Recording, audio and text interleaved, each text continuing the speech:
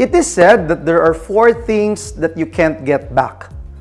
Ang bato na tinapon mo sa gitna ng karagatan, ang salita na iyong sinabi, ang okasyon na iyong na-miss, at higit sa lahat, ito yung talagang tumatatak sa atin, yung time after it's gone. Ang aral po na itinuro sa atin ay to be careful with everything we do and everything we say, and to make better use of time. Sabi nga po sa Biblia in the book of Ephesians chapter 5, beginning verse 15 to 16, "Be very careful then how you live, not as unwise, but as wise, making the most of every opportunity, because the days are evil." Alalahanin po natin mga kapatid na hindi na natin po pwedeng ibalik ang mga nasayang o nawalang saysay na sandali.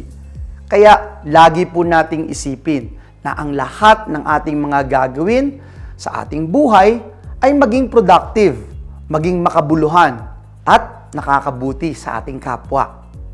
Most of all, invest your best time wisely, especially with your family. Napakabilis po kasi ng panahon. Pumikit ka lang pagdilat mo, malaki na yung mga anak mo. Puti na ang buhok ng iyong mga magulang. Nagbago na ang lahat ng bagay sa iyong kapaligiran. Huwag na huwag po nating sayangin ang bawat sandali na pwede mong ibigay sa iyong pamilya. Sabi nga po nila, time is the greatest expression of love. God bless you all.